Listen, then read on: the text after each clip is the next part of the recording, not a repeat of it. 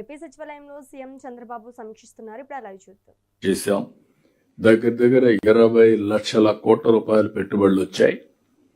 23 లక్షల మందికి ఉద్యోగాలు వస్తాయి. దీన్ని కరెక్ట్ గా అందరం కలిపి పనిచేస్తే ఒక మంచి ఇంపాక్ట్ వస్తుంది. ఇప్పటికే 14 SIPBలు పెట్టి 9 లక్షల కోట్ల రూపాయల పెట్టుబడులు క్లియర్ చేశాం. 8,50,000 మందికి ఉద్యోగాలు వస్తాయి. పంచాయతీరాజ్లో 15వ ఆర్థిక సంఘం నిధులు విడుదల చేపించాం. 95 సెంట్రలీ స్పాన్సర్ స్కీమ్స్ అన్ని రివైవ్ చేశాం. అన్ని డిఫంక్ట్ అయి ఉంటాయి.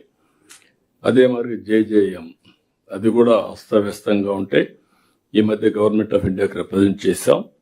కొన్ని ఇప్పుడు చేసే పనులని పూర్తి చేస్తూనే ఇంకా డబ్బులు ఇవ్వాల్సిన అవసరం, తొందరలో క్లియరెన్స్ వస్తే ఒక 24,000 25,000 కోట్ల రూపాయలు పెట్టుబడులు పెట్టి మళ్ళా వర్క్ అంతా కూడా కంప్లీట్ చేయాల్సిన అవసరం. దానికి కూడా మన వాటా కూడా మనం ఏ విధంగా చేయాలో చేసే పరిస్థితికి వచ్చాం. ఇంకొక పక్కన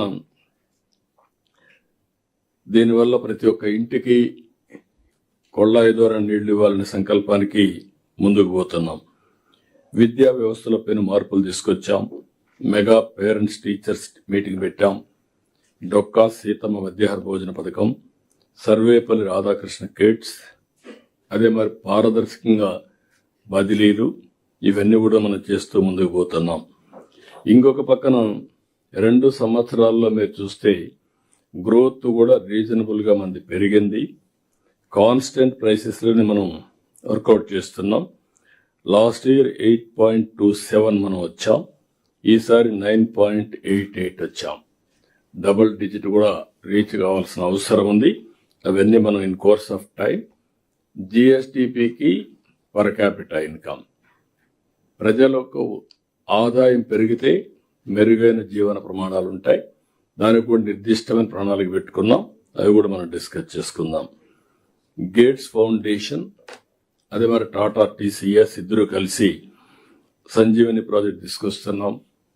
డిజిటల్ హెల్త్ కేర్ ని ప్రమోట్ చేస్తున్నాం. ఇంకొక పక్క యూనివర్సల్ హెల్త్ పాలసీ తీసుకొస్తున్నాం. ఒక మోడల్ కూడా తయారు చేశాం.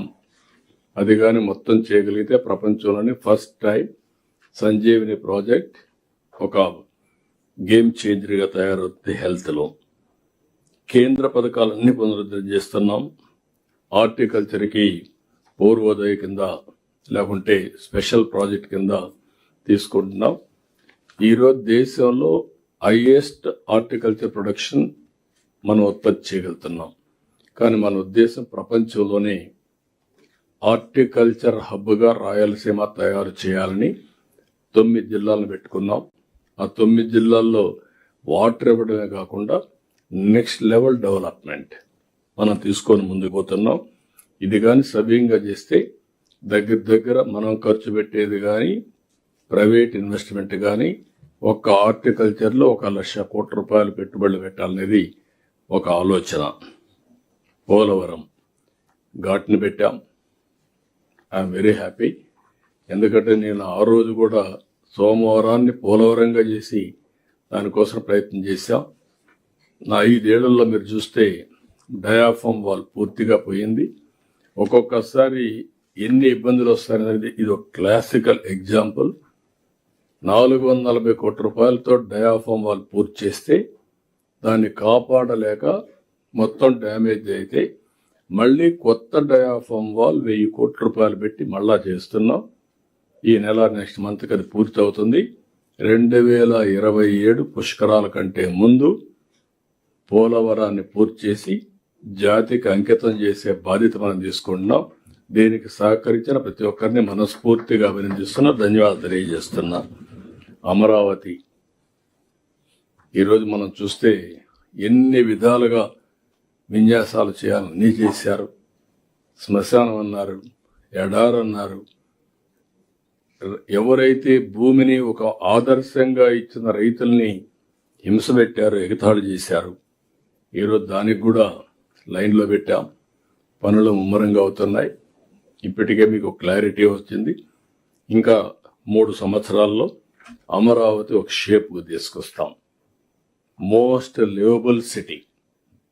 ఇటీవల కాలంలో ఇలాంటి సిటీ ఎక్కడా వచ్చే అవకాశం లేదు. మొన్న కూడా నీతి ఆయోగ్ మాట్లాడుతూ, గవర్నమెంట్ ఆఫ్ ఇండియా బడ్జెట్లో కూడా మాట్లాడుతూ అమరావతి లాంటి సిటీస్ అవసరం అని చెప్పి కూడా మాట్లాడే పరిస్థితికి వచ్చారు.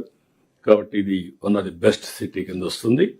అదే మరి Visakhapatnam steel plant government of India ఒప్పుకొని 12,000 కోట్ల రూపాయలు ఇవ్వడం.